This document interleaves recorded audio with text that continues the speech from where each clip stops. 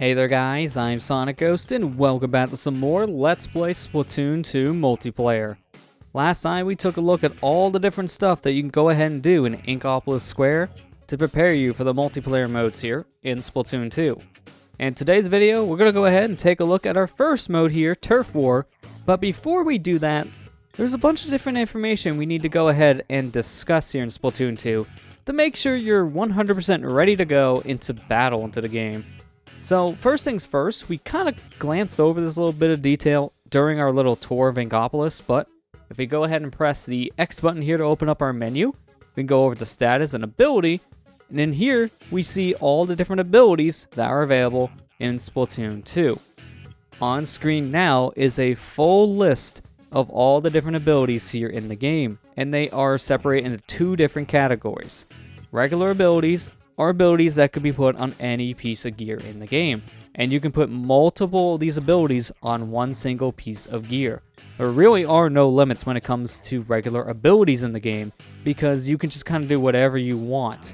And then you also have unique abilities, where these abilities you can only have on very specific sets of gears. So things like, say, the Ninja Squid, you can only get on very specific shirts. Stealth Jump, you can only get on very specific types of shoes, and so on and so forth. So unique abilities, these are things you can put on your own pieces of gear. These are locked down to very specific things, but you can put regular abilities on top of the gear that has unique abilities, and then just kind of mission match your playstyles based on what you want to use. There are so many different abilities here in Splatoon 2 that honestly I feel like there is a playstyle for everyone in the game, and these abilities definitely help. On screen now, you're seeing how these abilities were when the game first released, but after a while, they combined some of these abilities into just one specific ability. For example, Bomb Defense Up used to just be one thing, but now they combine that with another ability. So going back to our ability menu here, we can go down to Bomb Defense Up DX, which actually will combine this and give it a new ability by reducing how much time you're tracked now from certain sub-based weapons in the game. This used to not have this ability, but later on during an update, they gave it this one, which definitely helps because it's combining Bomb Defense Up and Cold Blooded into one ability, just kind of eliminating something else. So there's just a lot we can go over here in the game, obviously, and it doesn't just stop with ability chunks. We can go ahead and press the plus button, and we can enter our equips menu. In here, we can go ahead and select all the different weapon types in the game and mess around with all of our gear types. So let's just go ahead and take a look at the weapons. On this file, I have unlocked every single weapon to use in the Splatoon 2 multiplayer mode. And as you can see, there's a lot of weapons you can use in Splatoon 2. It looks a little overwhelming on this menu, but we can go ahead and sort this to kind of help us find certain weapons we want to use a little bit easier. So by default, it starts on favorites, which just kind of puts whatever gun you last used near the top of the list. We can go ahead and press in the left stick to now swap it to main sorting, which now this will just clump together all the different main types of weapons close to each other here on the menu. So we can combine the Splooshelmatics into one row. We got the Splattershot Juniors next to each other, we got Aerosprays next to each other, and so on and so forth. If we go ahead and press in the left stick again, we can sort this based on the sub-weapons. So we can go ahead and also press ZL for further information, and we can get more of an idea of what we're also using here. So we're sorting this based on the subs, which right now are Toxic Mist, and then we can go ahead and move over to the Splat Bombs. These are all the weapons that have Splat Bombs, and so on and so forth. Having the info menu opened up as well tells you how much range your weapon has, the ink speed, handling. It'll tell you the special it has as well, how much ink it's covered in general in its lifetime, and how many points you need to activate its special. You can also go ahead and press the minus button to get a more detailed information about how the subs and specials work. So there's a lot to go through in that menu as well.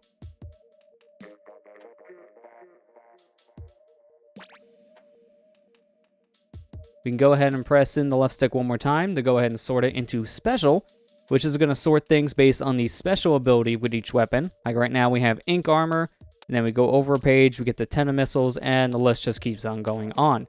So that's all the different weapon types here in Splatoon.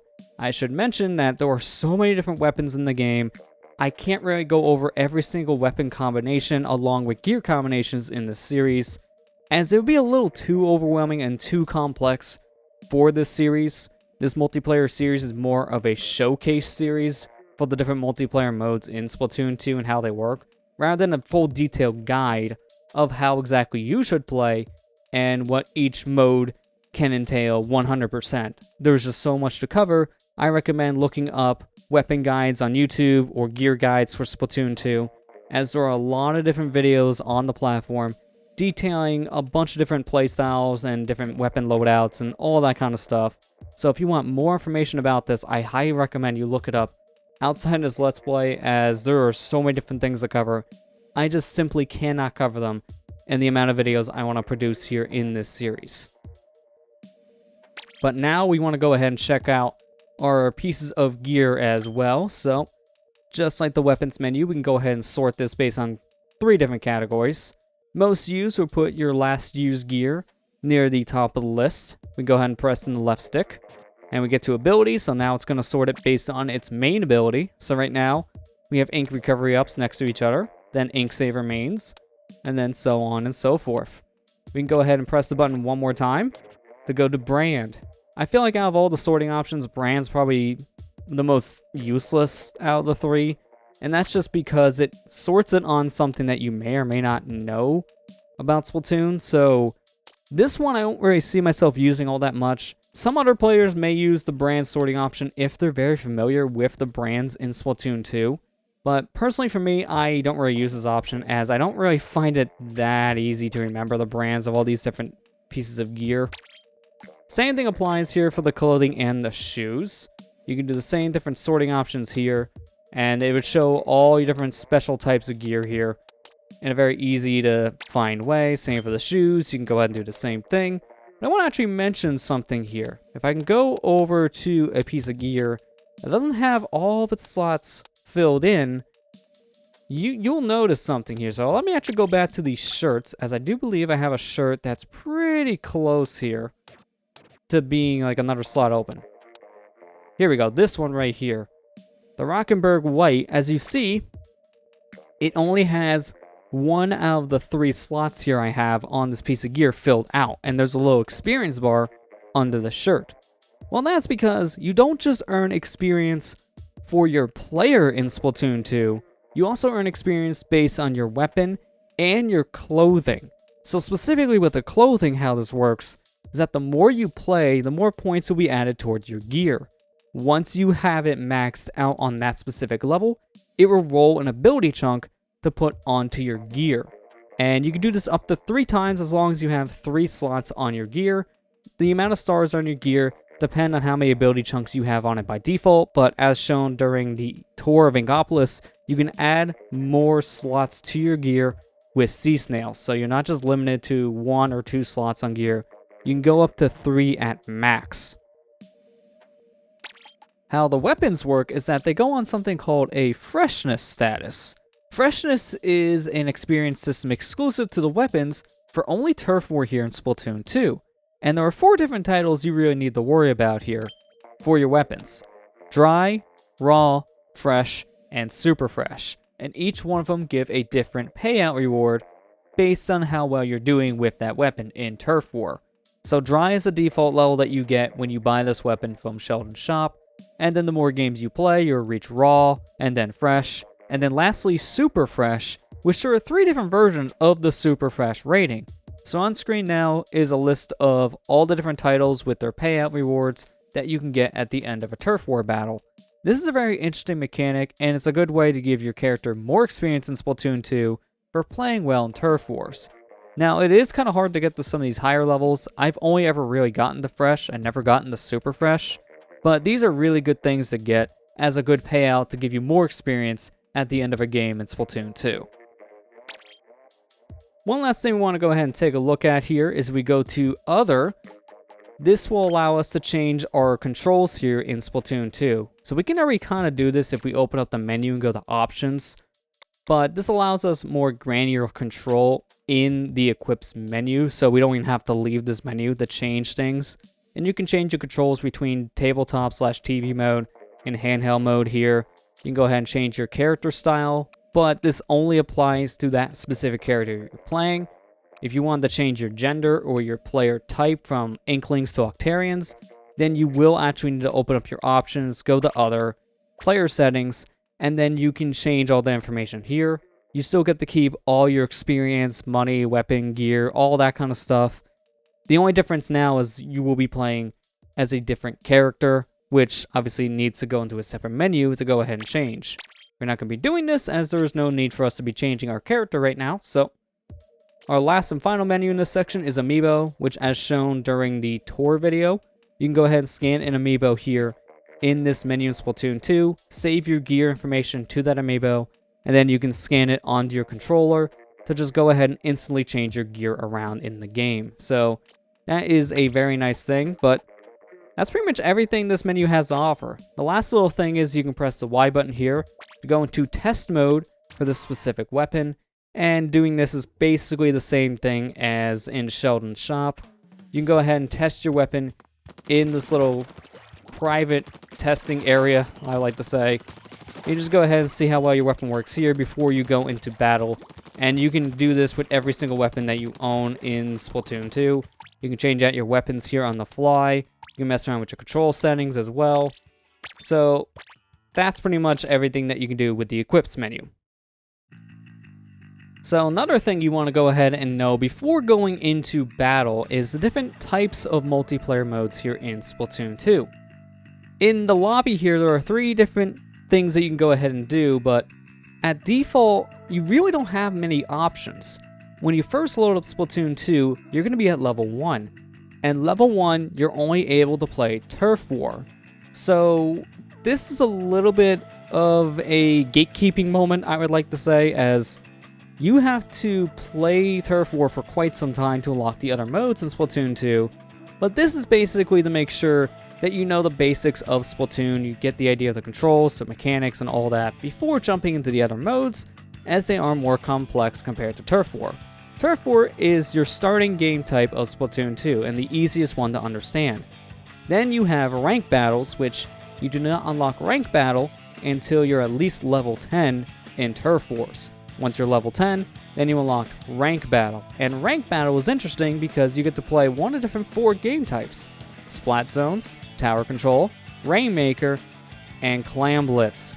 These 4 different modes all have a different ranking to them. So unlike Splatoon 1, where you had a ranked score for all 3 modes in the game, Splatoon 2 actually breaks up your rankings per mode, which is a huge improvement compared to Splatoon 1. Say if you're better at Splat Zones and you play Rainmaker for a while, your level would decrease and it would affect your Splat Zones games as well. In Splatoon 2, that is not the case. If you do bad in Rainmaker and say you're at a B rank, and you're good at Splat Zones, you have an A rank, well now it doesn't matter how bad you do in Rainmaker, because your Splat Zones rank will stay the same. So separating these rankings based on game type was a very good choice. But there is one thing to note about how the ranking system works in Rank Battle. You will be earning points based on how well you do.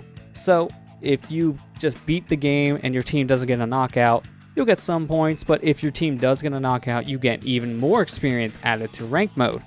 And this is a good thing because there is a little bit of concern in ranked if you do too bad, because your meter starts to crack after a while if you keep on losing. If you get 4 cracks, then your level will decrease, and you do not want that.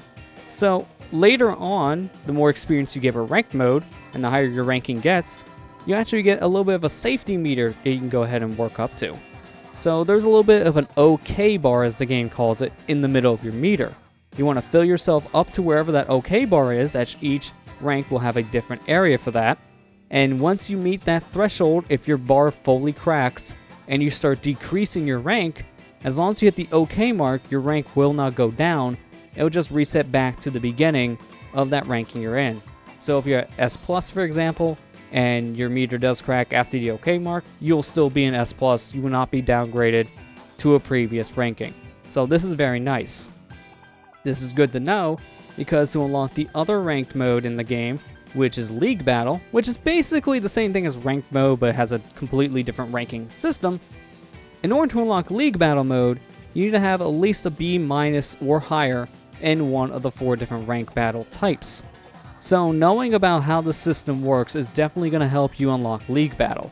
It'll take you some time to lock all these modes, but just keep at it and you'll unlock these in probably a few hours of gameplay. It took me probably like a day or 2 of playing Splatoon 2 when it first came out to unlock all the different ranked modes and League Battle modes in Splatoon.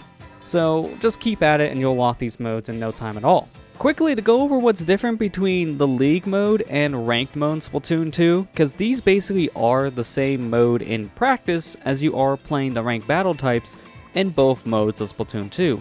But in Ranked mode, you get a specific ranking per game type for your profile. In League mode, you're actually earning points for your specific team that you're going into this mode with. You're earning something called League Power. After 7 games, you will get a League Power score based on how well you are doing as a group in your games.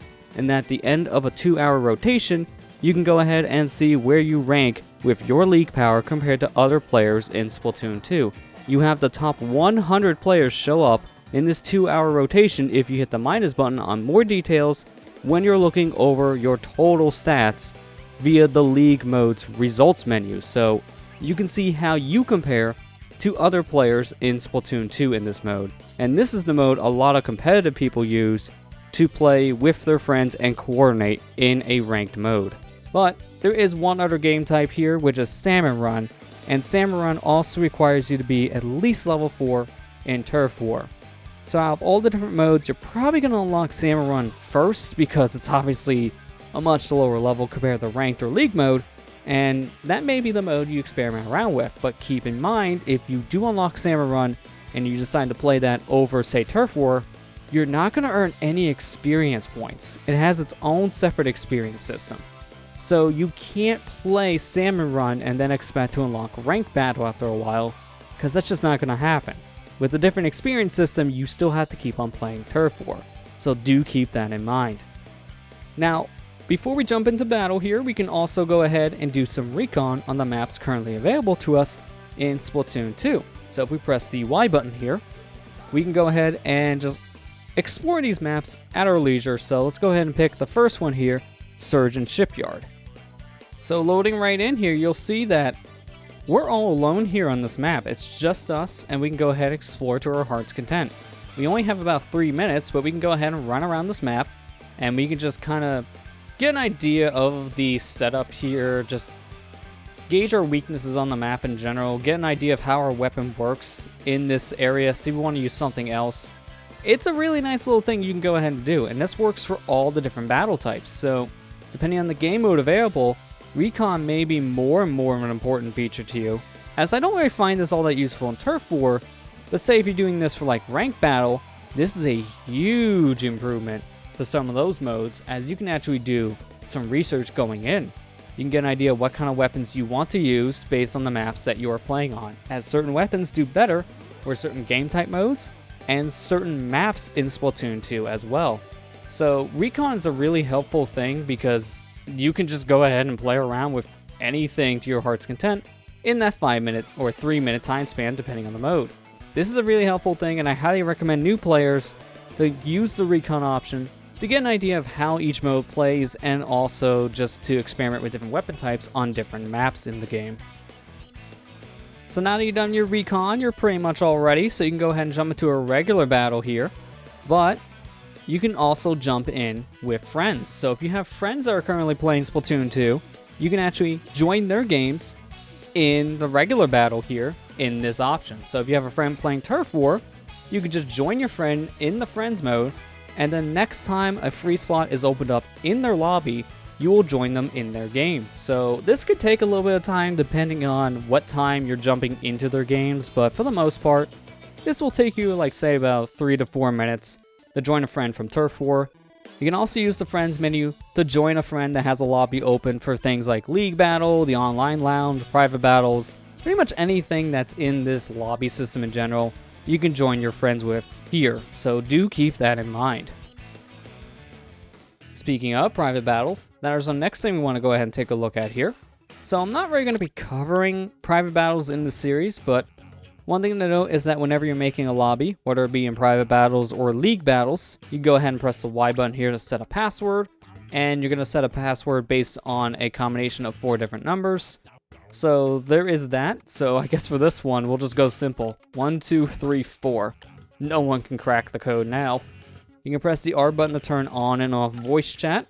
So we're going to leave it off for now and just jump straight into our private battle.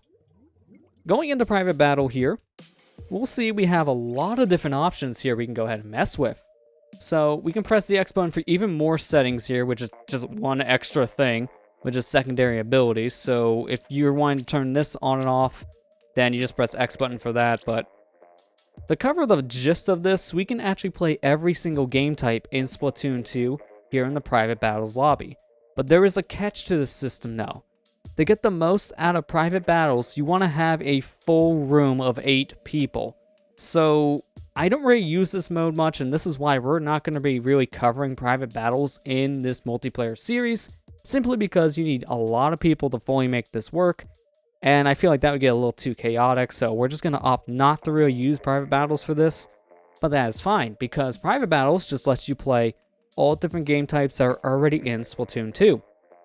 You can go ahead and play Turf War, Rainmaker, Splat Zones, Tower Control, Clan Blitz, and you can even throw a little bit of a theme on top of things with the Splatfest Turf War option here.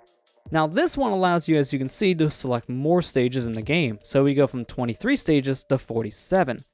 Well, this is simply because now we have access to every single stage in the game, plus we also have access to all the special stage types that are made exclusively for Splatfests.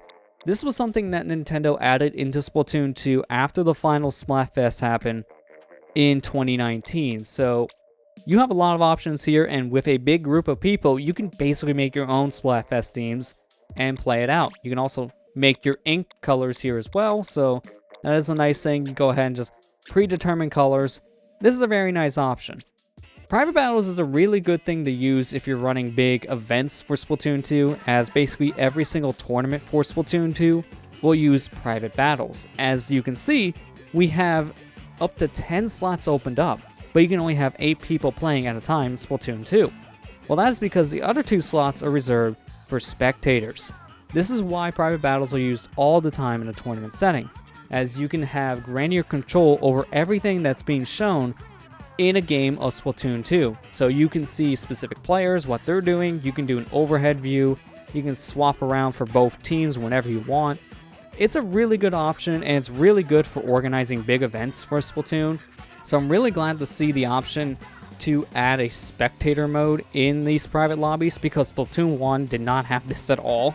So if you're running a tournament Splatoon 1, then you have to either get every single player to record or stream their feed into just one location, or you would just have to take one person's perspective to show for that entire game, and it wasn't really the most ideal situation. Splatoon 2 having spectator options makes this a lot easier for big organizations, and it's a really good addition in my opinion. So the last thing we're going to go ahead and take a look at in today's video is the online lounge feature. Now, this here is how you do voice chat in Splatoon 2 in the multiple different multiplayer modes in the game. Now, there is also an option for this in Salmon Run, but for this series, we're just going to be doing the voice chat once, so we're just going to be using the online lounge feature here. So, in order to use the online lounge here, you need to go ahead and have a Android or iOS device with the Nintendo Switch Online app installed on it. When you have this installed, you'll be able to use voice chat in a multitude of different Nintendo Switch games, which will include Splatoon 2. Now, since Splatoon 2 was the first game to actually utilize voice chat for the Nintendo Switch, Nintendo actually partnered up with Hori to make a chat headset for the game, which was an introduction piece for this whole system for voice chat on the platform. How you're intended to use this setup is that you would need to hook up your headset of choice to your smartphone using this little audio DAC device, which will basically split the signal between your phone and your game console.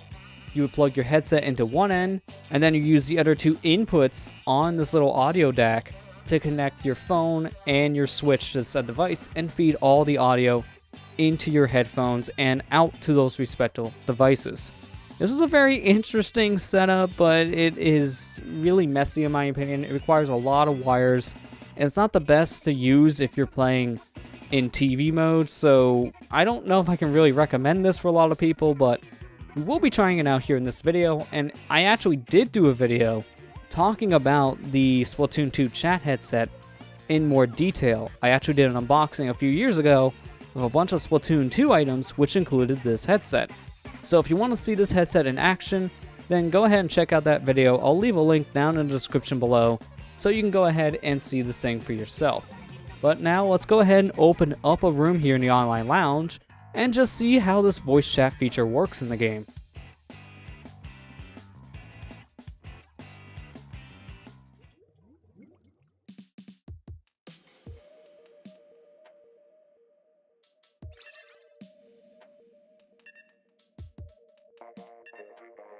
Alright, so here is the voice chat option, and as you can see floating around on the mobile phone screen, we had to bring in a special guest to test this, so go ahead and introduce yourself. Hello, I'm Matt from Matt's LP Adventures, and I sound like a tin can.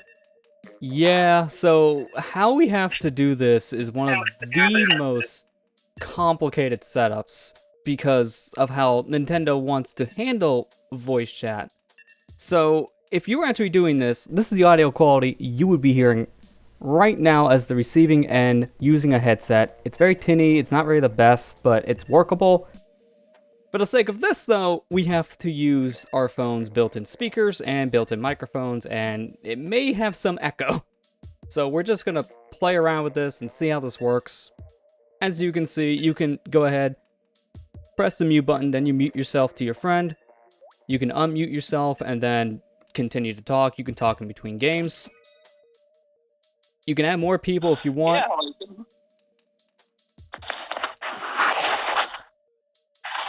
Your friend can take his phone out of his pocket. Anything can happen.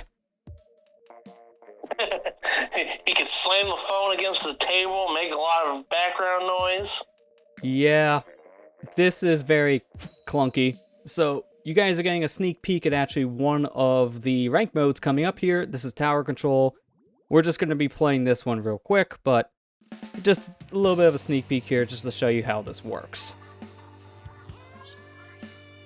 So the nice thing at least is that we can still talk to each other during the game, so this makes coordination a lot easier. So I'm just going to go ahead, bomb rush to the front. I'm guessing you're going around the side. I'm going around the side.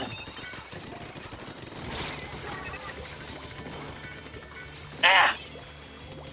Dagnabbit. Just saw a guy near me, but then I guess he died. Died to this other one though, and ends up. So this is a very interesting solution, but here's the weird thing about voice chat back in the day. When this first launched in 2017, you had to use your phone with the screen on at all times. You could not turn off the screen or back out of the Switch app because it would count as you disconnecting from the call. So they actually had to push an update to the Switch mobile app to fix this. Now you can use this like any other app like Skype or Discord on the phone, and it actually can work in the background. That shouldn't have been an update if you want to be honest, but here we are. To be perfectly honest, Nintendo shouldn't have had this silly app thing for the voice chat in the first place. Yeah, because it's built into Splatoon. Natively.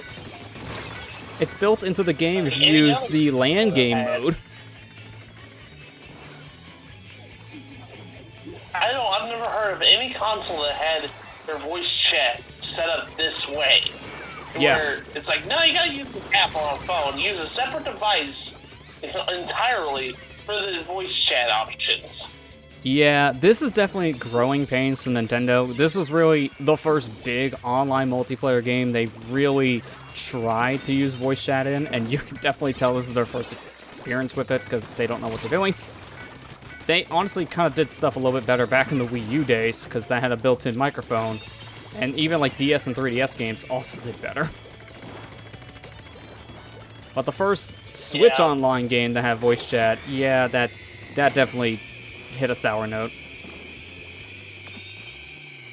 And a lot of people were wanting, said the same thing. It's like, well, why did they do this way? Yeah, it's just, it's weird. It's, again, something that's, honestly, it's not really worth the hassle, in my opinion, because you're better off using other calling programs in general, or just literally calling your friend on your phone if you're using a phone for this. Because then you can talk outside of your lobby. If one of us closes his lobby right now, then we can't talk to each other. If we were not playing together, we can't, talk together, which is kind of silly. You're only allowed to talk when you're playing Splatoon. Other than that, friends don't exist. No talk, only play.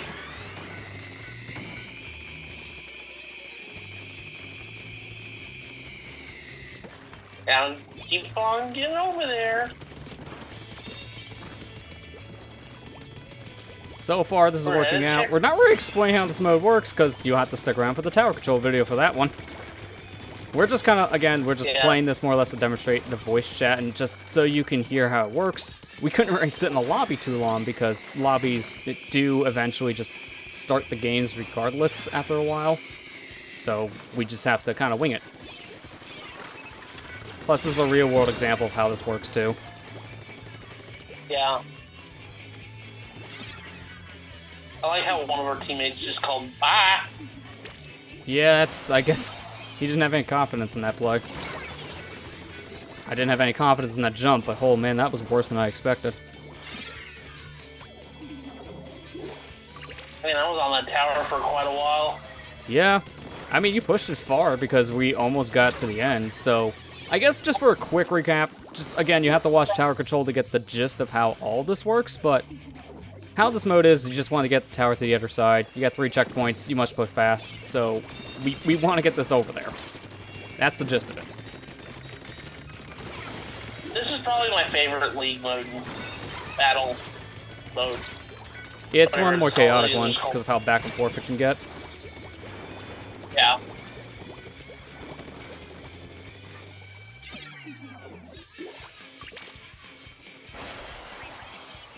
One nice thing I will say, at least about the Switch voice app itself, is at least visually it's pretty nice to look at, because our icons do kind of like blink a little bit when we talk.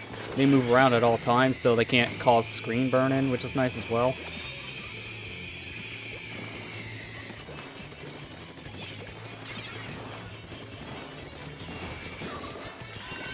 Oh dang, it's gonna be overtime. Yeah, we gotta stop them here soon. They can't really get too much farther before they win, so that's a little scary. And they're making a big push. Alright, I think we're fine. They just barely missed it. They barely missed it. So yeah, that's just a quick little demonstration how this voice chat works. And honestly, this is better than nothing, but 69, nice. the voice chat's not nice, so I'll give it that. Just basically, it's a nice novelty. This is all you have, it's fine, but the biggest limitation it has is not just the weird setups you have or anything like that.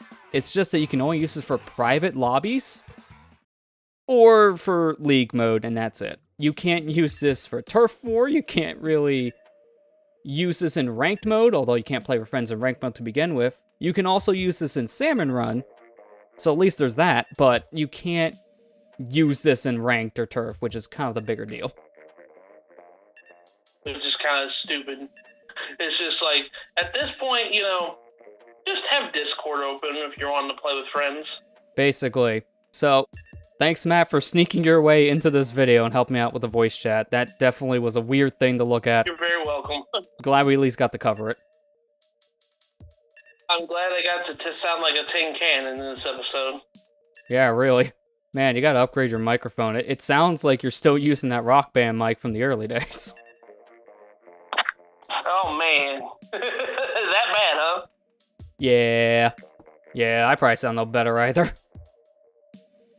I'm getting out of here before, we get kicked out and play another game with this weird setup. I don't want to do this again.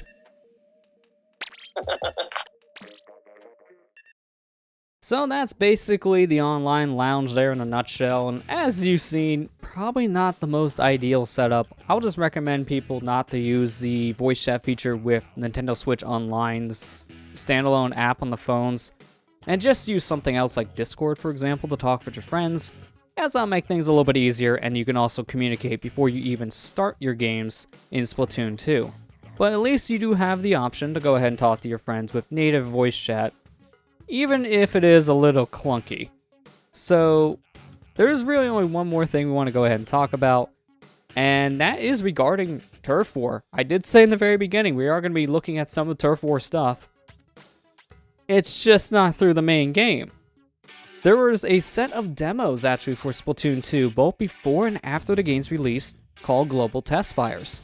These were things that Nintendo did back in the Splatoon 1 days, to gauge interest in Splatoon, and also to test out the service before the game went live. Splatoon 2 brought this idea back, and expanded upon it a little bit, honestly. So, Global Test Fires were online demos of Splatoon 2. All you can really do is play Turf War in these demos, but you had access to one of 4 different weapons in the game, a splatter shot, a splat roller, a splat charger, and then the new weapon in the game, dualies.